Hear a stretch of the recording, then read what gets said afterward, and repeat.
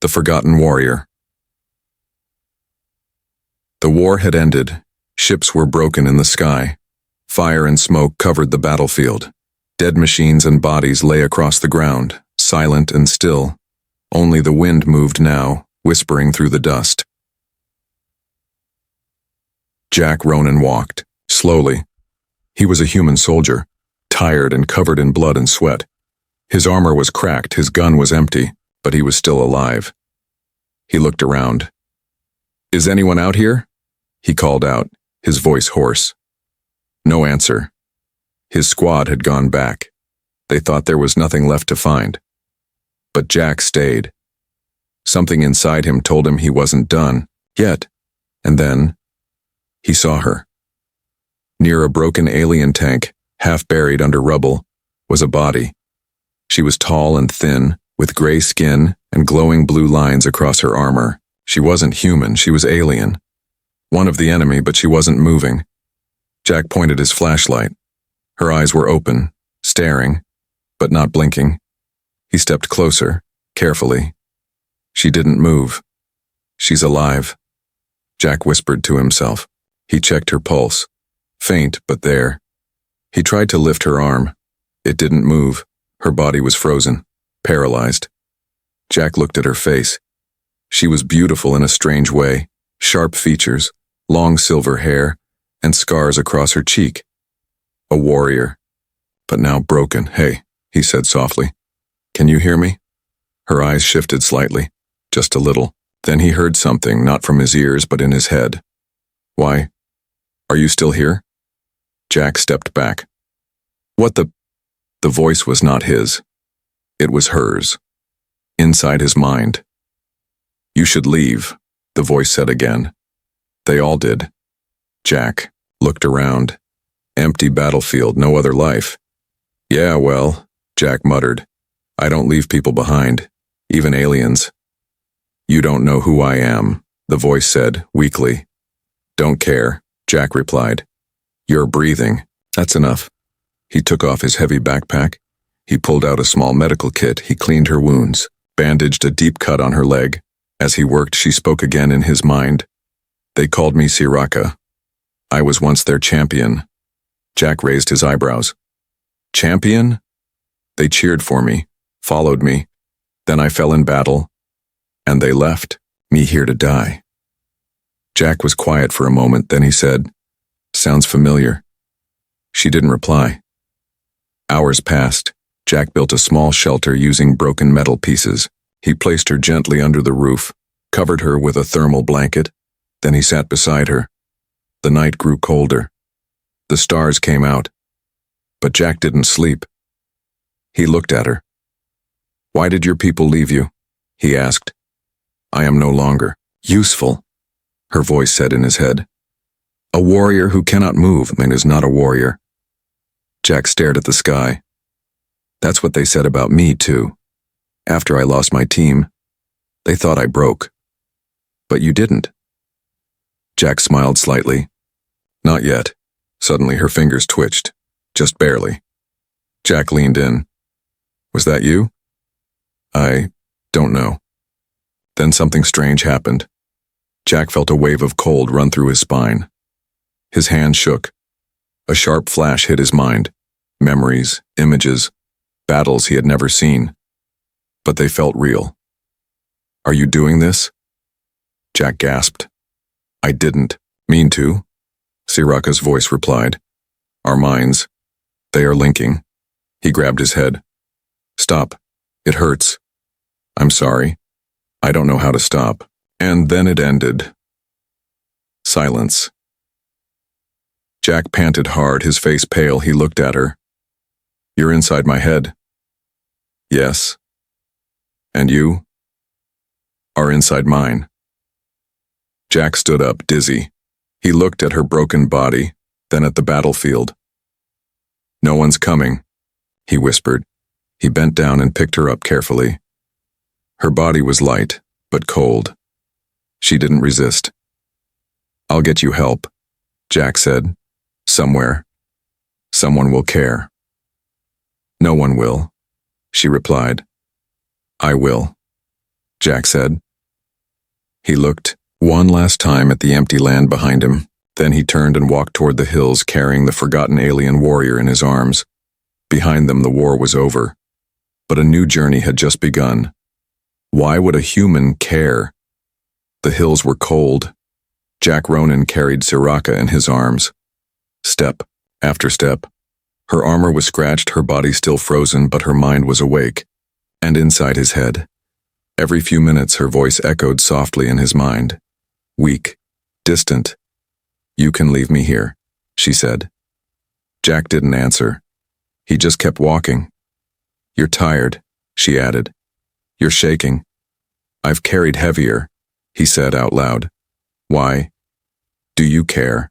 Her voice asked. That question stayed in the air. They reached a small human outpost hidden behind rocks. The war had left it broken, but the comms tower still blinked. Jack stepped in, set her down gently on a bench, and used a solar panel to power up the basic systems.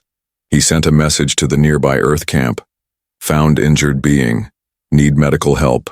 Non-human. Paralyzed. Urgent. The reply came fast. Non-human. Denied.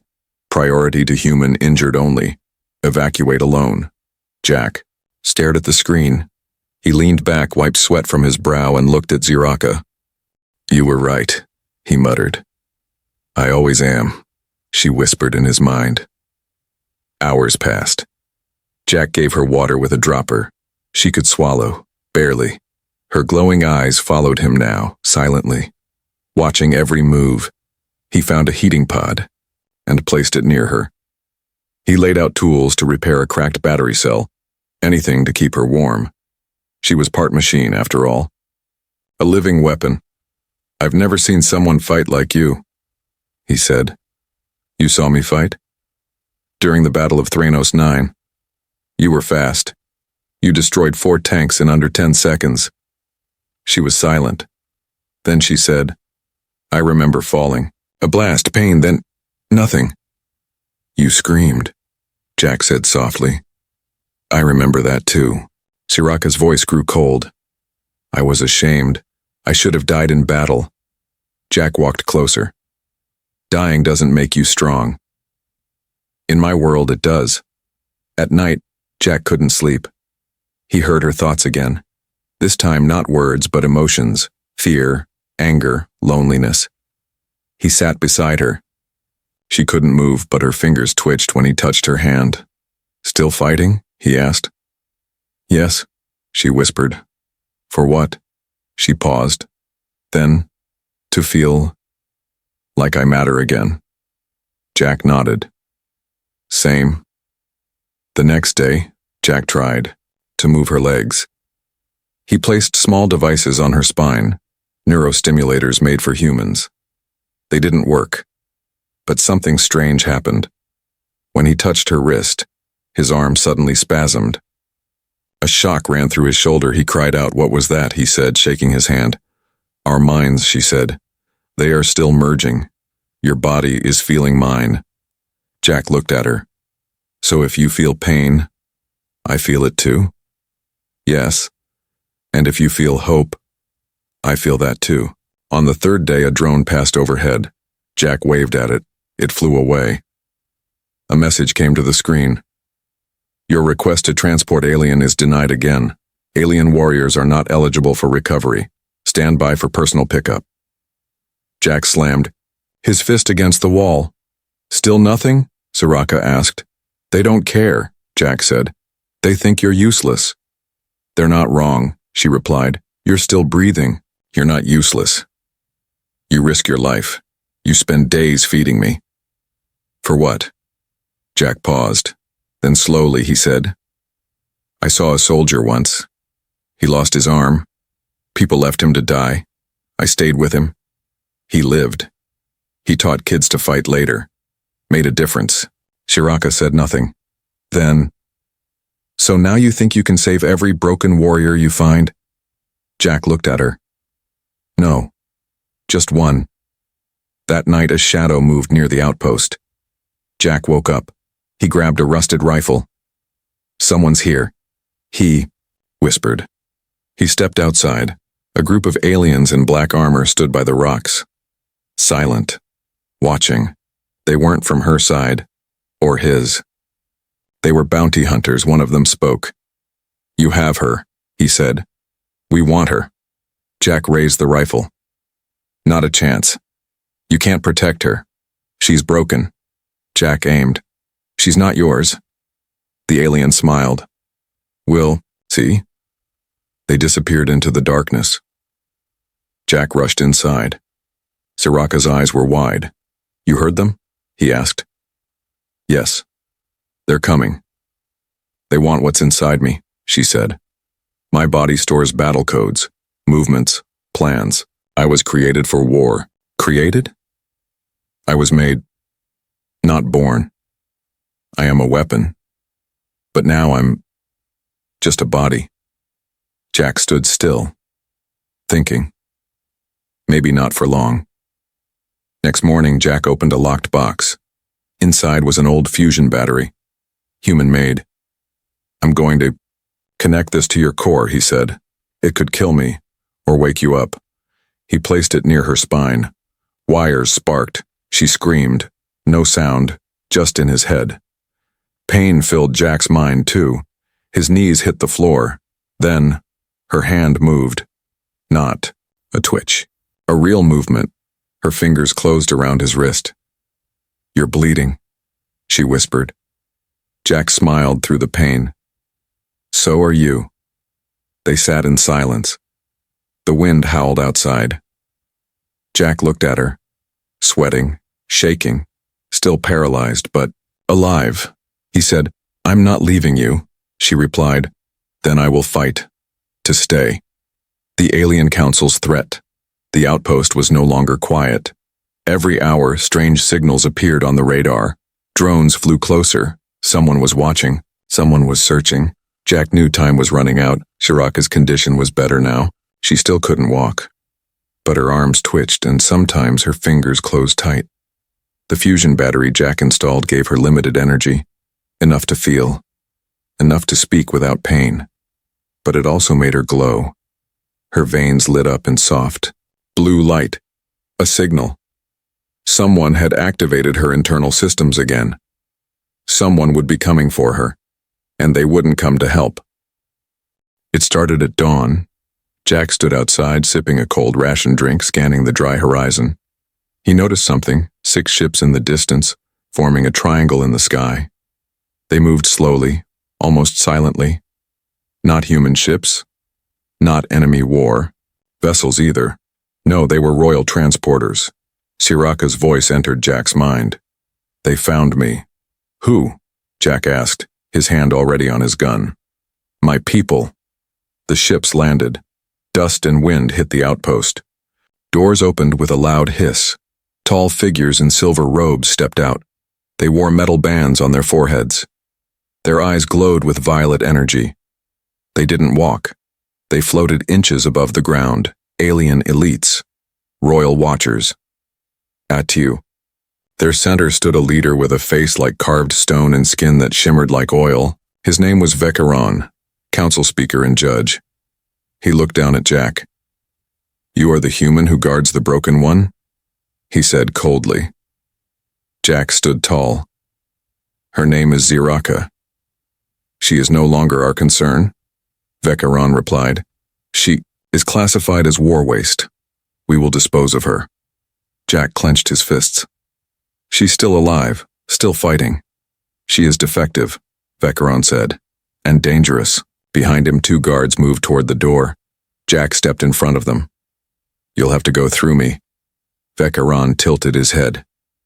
"Human, this is not your war. This is not your kind. Walk away. You will not be punished." Jack shook his head. "I don't care who she is. I've seen her spirit, and I'm not letting you hurt her." The alien council leader's eyes narrowed. "So be it," he said. Inside the outpost, Siraka's voice was sharp. "Jack, they will kill you." "Let them try," he whispered. "No," she said firmly. "I will speak to them." She focused. Her eyes glowed brighter. Her voice grew louder in Jack's mind. It wasn't just a whisper now. It was a command. Counsel. Vec Aaron, she said. I hear you. The aliens froze. Vec Aaron looked through the window. He saw her lying there, paralyzed, glowing, weak. He raised an eyebrow. Siraka, you should be silent. You are nothing now. I was your champion, she said. You called me daughter once. Vec Aaron's lips curled. And you failed. You lost the final battle. I was betrayed, she shouted into every mind on that hill. You left me behind like trash. Jack stood beside her bed. His hand rested on hers. Siraka continued, her mind burning hot now, her voice echoing through Jack's bones. This human, this soldier, he carried me. He saved me, when no one else would. Vec Aaron raised his hand. Enough. She is infected. Her thoughts are tainted by human emotion. She is evolving, Jack said. You're afraid of that. We are not afraid, Vec Aaron snapped. We are wise. She is unstable. If the neural fusion continues, her power may explode. She will destroy herself and you with her. Jack looked at Siraka. Her face was calm, but her glow pulsed. Is that true? He asked. Yes, she whispered. If we stay connected for too long, we both may die. A long silence filled the outpost. Jack stood still, breathing slowly. Then he said, We'll find another way. Vec Aaron laughed. There is no other way. She is no longer your burden. We will wipe her memory and shut her down. She will sleep forever. No, Jack growled. She is not yours. You protect her like she is one of your own, the alien leader said. Why? Jack answered without thinking. Because I see her soul.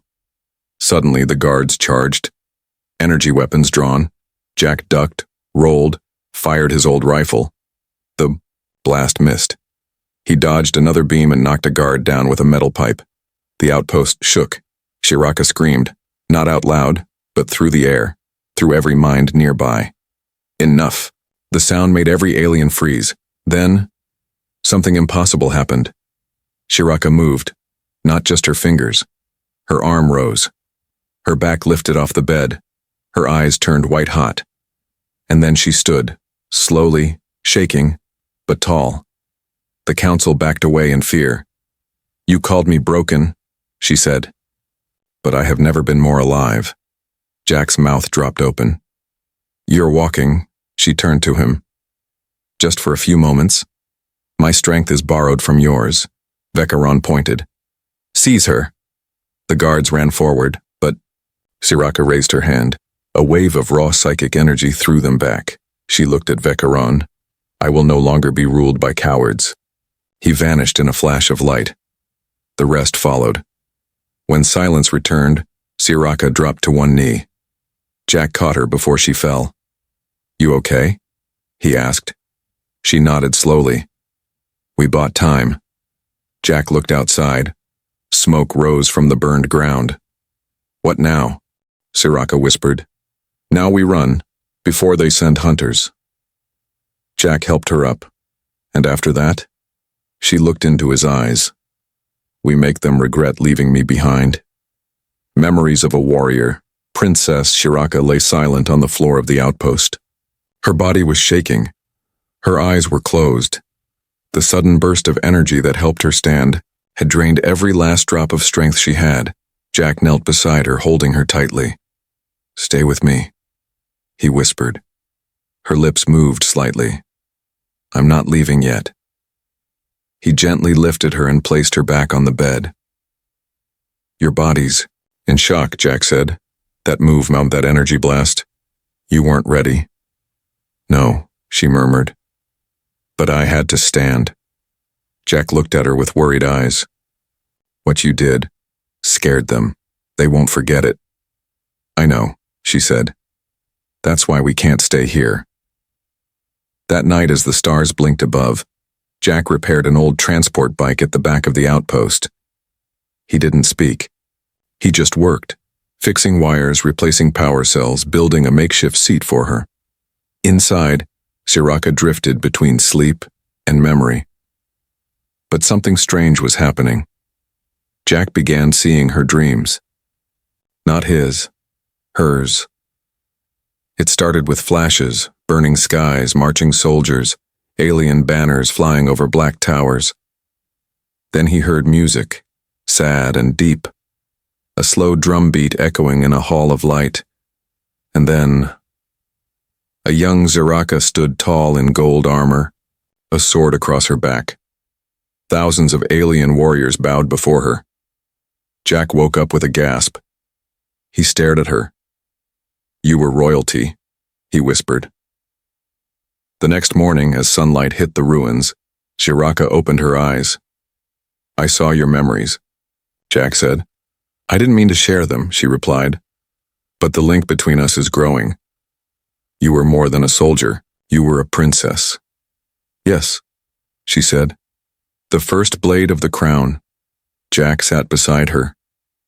"You had everything, and I lost it all," she replied quietly. Ziraka's past.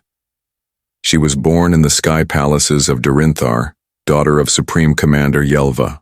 Her people didn't raise children with love. They trained them like weapons. At only 12, she mastered 6 alien fighting styles. At 16, she led her first war. At 21, she became the youngest commander in the Empire. But power came with enemies.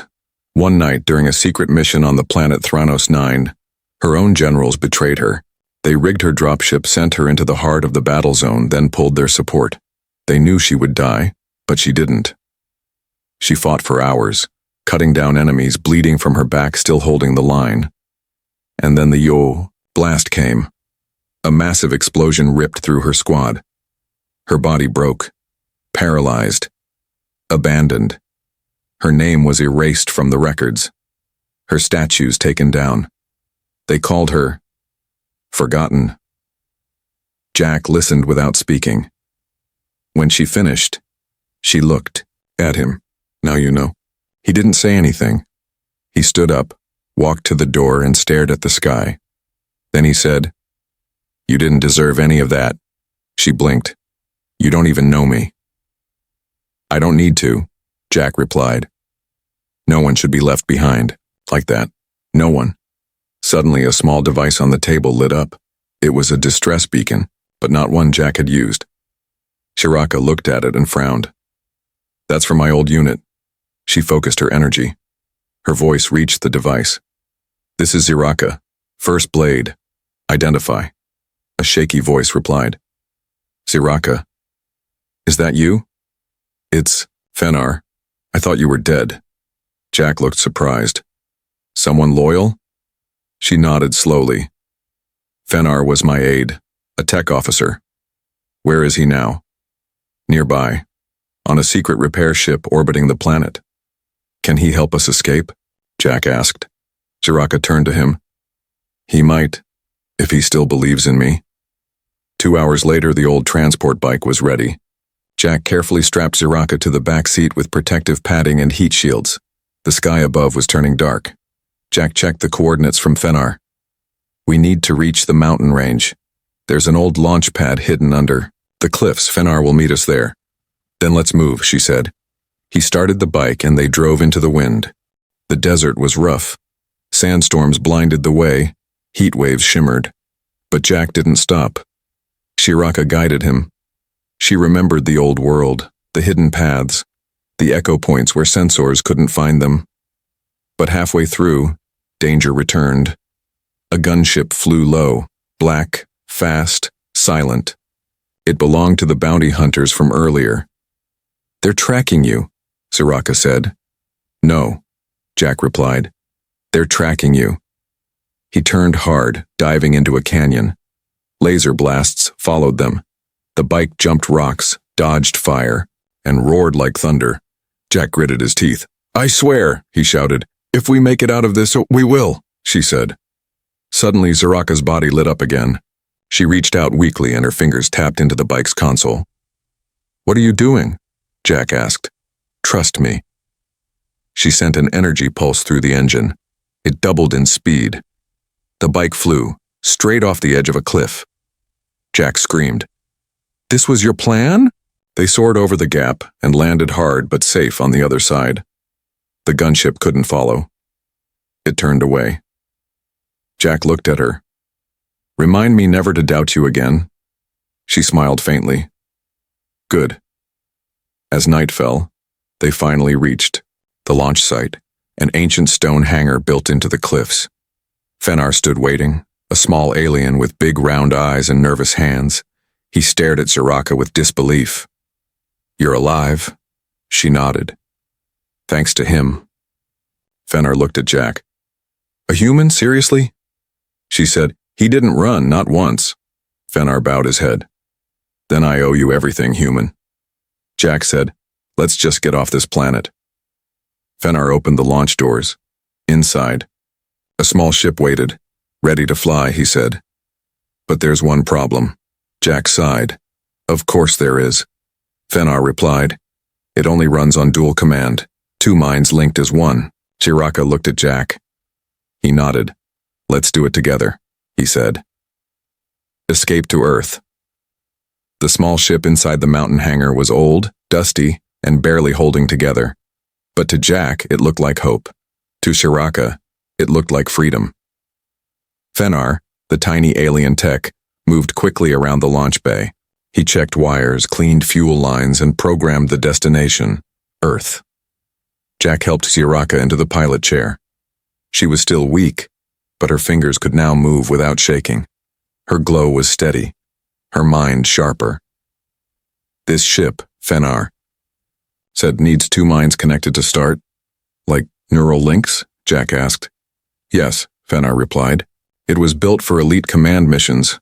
The main brain requires 2 synced consciousnesses." Jack looked at Ziraka. "We've already been sharing thoughts," he said. "Can we use that?" Ziraka nodded. "Yes, but this will be deeper." Jack took a deep breath and placed the metal band on his head. Ziraka did the same. Fenar activated the core.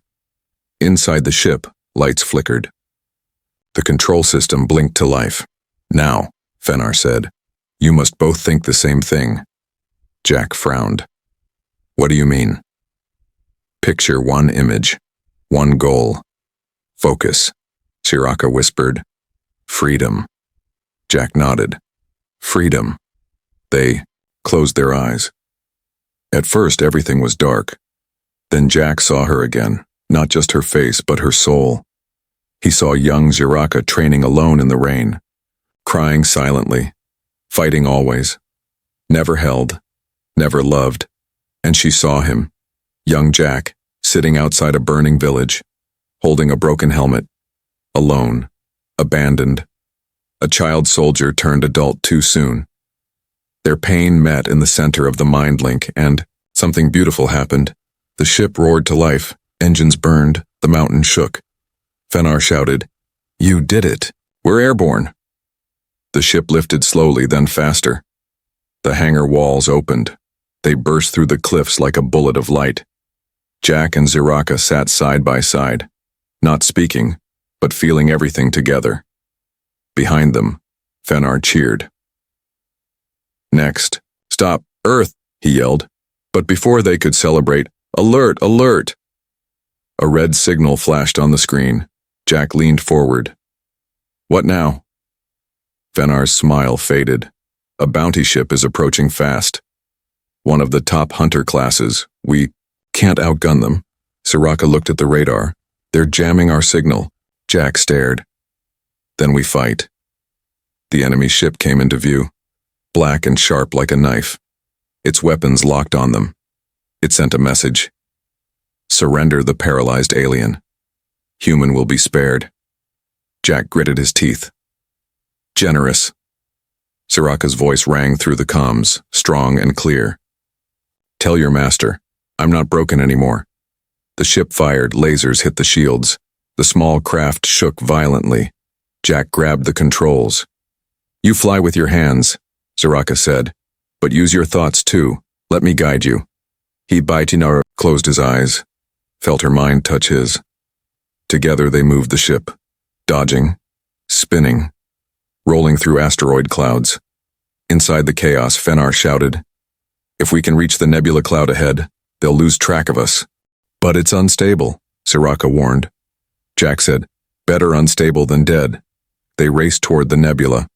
The bounty ship followed, closer and closer. Jack pulled the ship hard left. Too late. A missile hit the back. The ship screamed, in pain. Systems blinked. Fire burst in the engine room. We're hit, Fenar cried. Engines failing. Jack looked at Siraka. Can you use your energy again? She nodded, barely. But it might hurt us both. I trust you, Jack said.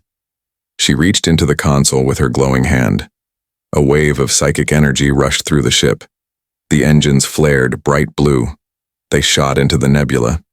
Inside the cloud, everything turned purple and gray. Light. Twisted. Gravity spun strangely, but the bounty ship couldn't follow. Their radar went blind. Yes, Fenar shouted. We did it. They're gone. Jack slumped in his seat, breathing hard. Siraka's head fell against the headrest. You, okay? Jack asked. I'm tired, she whispered. But I'm still here. He reached out and squeezed her hand. Hold on, he said. We're not done yet. The ship floated quietly now. Fenar patched the damage. Jack watched Earth appear on the screen. Blue oceans, green lands, clouds spinning over mountains. Home, Jack whispered. It's beautiful, Siraka said. You've never seen it? No, she replied. We were trained to fear it. Jack chuckled. Now you'll land on it. But just then, another warning appeared. Unauthorized entry detected. Prepare for security challenge. Earth's defense systems had picked them up. They didn't recognize the ship ID. They think we're hostile, Fenar said. Jack stood. I'll talk to them. He walked to the comms panel. This is Staff Sergeant Jack Ronan, Human ID 72BR349, requesting emergency clearance. I'm escorting a non-hostile alien passenger in need of protection. The screen blinked. A human officer appeared. Stern face, cold eyes.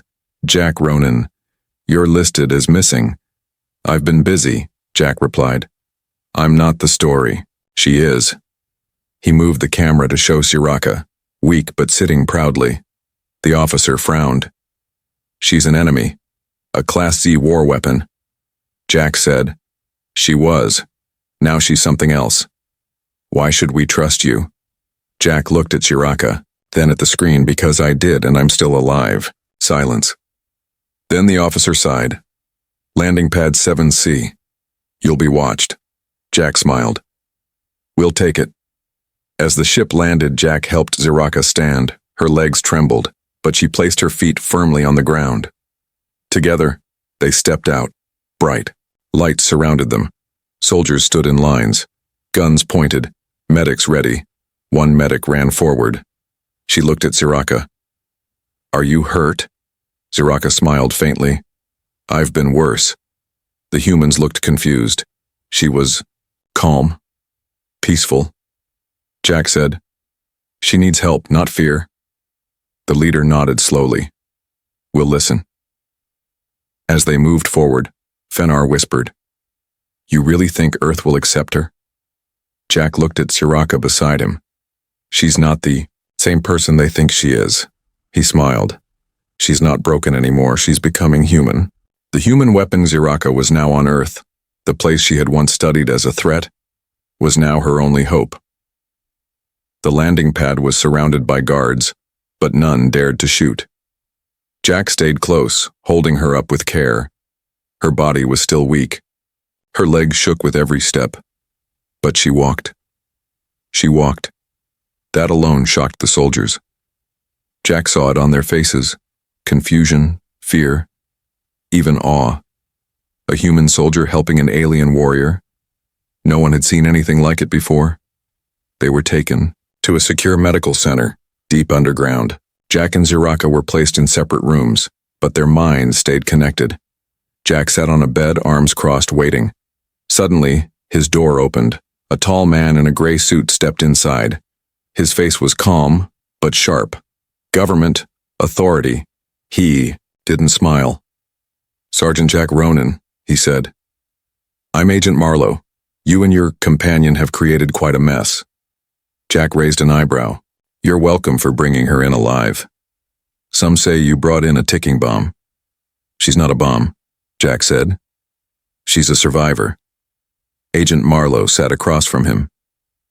Your brain scans are concerning. You're not the same anymore. Jack leaned forward. What do you mean? The agent showed a hologram. 2 brain maps. One was Jack's, the other was mixed.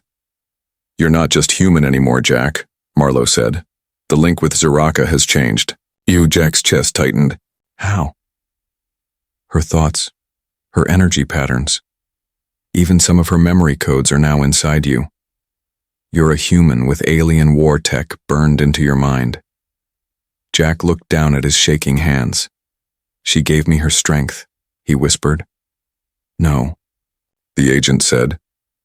You absorbed it. Meanwhile, in the next room, Zeraka lay on a bed of light. Machines scanned her body. Doctors watched from behind glass, but they were afraid to come close. She felt their fear. She felt their judgment. She looked different from them, but not from him.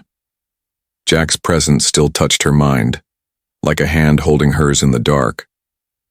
Then the door opened. A woman in a lab coat entered slowly. She had kind eyes. My name is Dr. Yara. I'm here to help. You're not afraid? Zeraka asked with a soft voice. Dr. Yara smiled gently. I've studied your people. I know what was done to you. You weren't born. You were built, programmed, designed to fight. Zeraka nodded, and then discarded. Yara pulled up a chair. But now, you're something new. I don't know what I am, Zeraka whispered.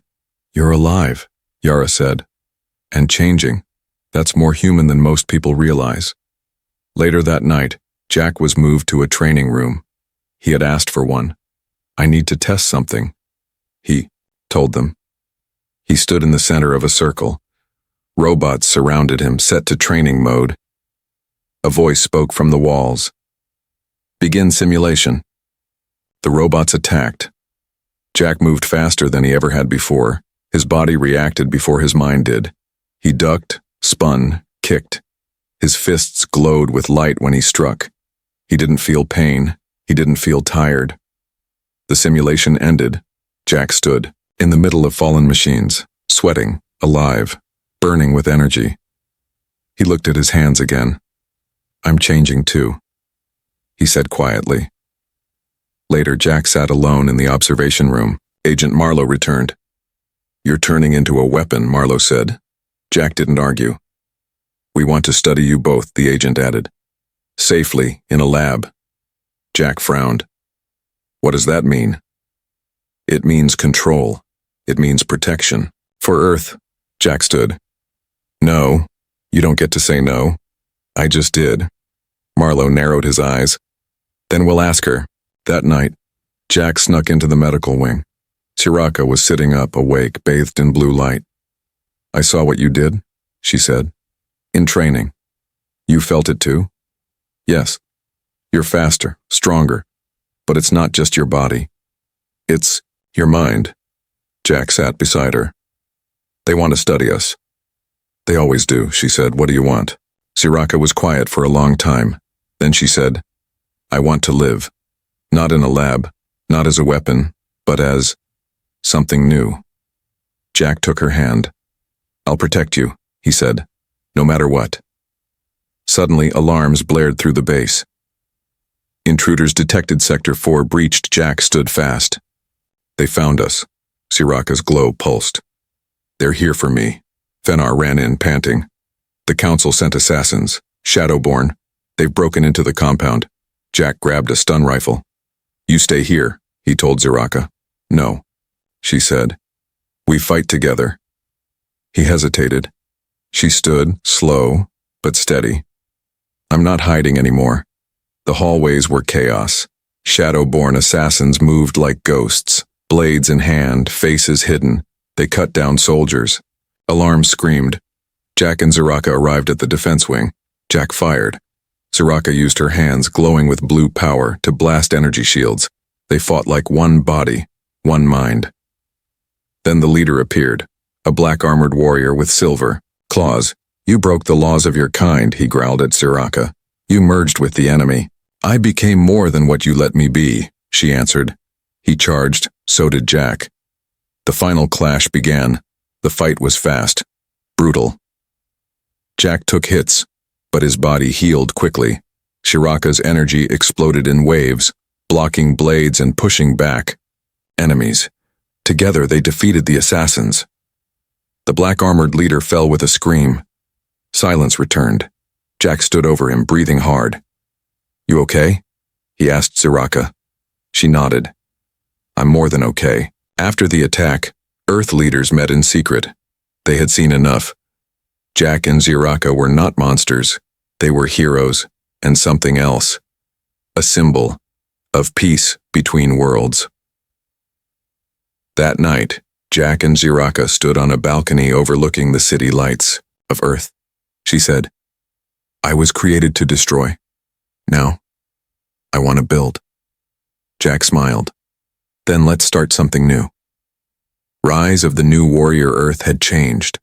Not because of war, not because of destruction, but because one human chose to care, and one enemy chose to fight for something more than orders. Jack, Ronan, and Soraka now stood at the center of something new. A storm was coming, and they were ready for it. 2 weeks had passed since the Shadow-born assassins attacked Earth's secret base. Since then, Jack and Soraka had become a mystery that science couldn't explain. Soraka's body healed faster than any doctor had expected. Her spine had started regenerating. Her mind grew stronger. The lab tests showed impossible results. Jack, too, had changed. Faster reflexes, sharper senses. He could now understand alien language without learning it. His mind and Soraka's were forever linked. Two souls in one shared space. They were no longer just human or alien. They were something new. One morning, the Earth Defense Council sent for them. The room was large, bright, filled with military leaders, scientists, and world diplomats. Holograms of Earth-sky defense spun above the round table. At the center, a general stood. "You two," he said, "have proven yourselves." Jack looked around. "Proven what?" "That humans and aliens don't have to be enemies," the general said. An ambassador added, "You brought peace through sacrifice, trust, pain." A scientist said, "You're bonded now, bio-linked at a level no one's ever seen." Then came the real question. "Will you lead a team?" Jack blinked. "A team?" "A new force," the general said. "Human and alien, trained for peace, for danger, for hope." Soraka looked at Jack. He nodded. "We'll lead." The training began 1 week later. Aliens from different worlds came. Warriors, healers, thinkers. Humans joined too. Soldiers, hackers, pilots. Some didn't trust each other at first. Some remembered the war. But then, they watched Jack and Soraka train side by side. They saw how they fought as one. They saw how they protected each other. Slowly, the fear started to fade, but peace didn't last long. Fenar ran into the training arena one morning, eyes wide. "They're coming." "Who?" Jack asked. "The Council's secret weapon," Fenar said. "They call it the Scourge. A living machine. Half mind, half monster. Made to destroy you both." Soraka's jaw tightened. "They fear what we are. Can we stop it?" Jack asked. Fenar hesitated. "It can eat thoughts, break links. If it finds you, it might tear you both apart." Soraka looked at Jack. "We end this," she said. Together, the Scourge arrived the next day. It tore through Mars outposts, swallowed signals, broke satellites. Now it was heading for Earth. The sky turned dark with its shadow. It wasn't just a ship. It was a creature. Black metal moving like a serpent, eyes like red suns, and wings that opened into thousands of knives. Jack stood on the Earth base rooftop staring at it. "We can't let it land," he said. "No," Soraka replied. "We go to it." Inside the launch bay, the team prepared the hybrid ship, the same one that once escaped the bounty hunters, now upgraded, faster, stronger. Jack and Ziraka sat in the front seat. They touched hands. "Focus," she whispered. "I'm here," he replied. Their minds linked. The ship roared into the sky. They reached the scourge above Earth's orbit. It was waiting. It sent a message. "You are not real. You are a mistake," Ziraka responded. "Then let us show you what a mistake can do." The fight began. Lasers fired. Missiles launched. The scourge split into pieces. Blades flew like storms. Jack dodged them with Ziraka's eyes guiding him. Ziraka blocked psychic attacks with Jack's mind giving her strength. They flew into the heart of the scourge. The machine screamed, "You cannot kill me. I am evolution." "No," Jack said. "Your fear." They reached the core. Fenar's voice came through the radio. "It's too strong. You need to overload it." "How?" Jack asked. Ziraka's voice was soft. "With us." Jack looked at her. She smiled faintly. "If we combine all our energy, the link, we can destroy it." "But it could kill us," he whispered. "I'd rather die free than live in chains again." Jack took her hand. "Then we do this together." They placed their hands on the core. Their energy burned bright. Flashes of memory hit them. Childhood's pain, war, laughter, tears. Everything they were. Human. Alien. Broken. Healed. Two hearts becoming one. Boom, a light brighter than any sun. The scourge screamed. It exploded into fire and silence. When the dust cleared, Earth watched the skies. The scourge was gone. But so were Jack and Ziraka, or so they thought. Hours later, in a distant forest on Earth, a pod crashed into the trees. It opened slowly. Inside, Jack, alive, barely breathing. He crawled out, looked up, and there, lying beside him, glowing faintly, was Ziraka, still breathing, still alive. Weeks later, the two stood before the council again. No one questioned them now. They weren't soldiers. They weren't weapons. They were legends. Ziraka now walked on her own. Jack's eyes glowed faintly with her energy. They taught together, led together, loved together. Two souls who changed the galaxy because one human refused to leave a paralyzed alien behind.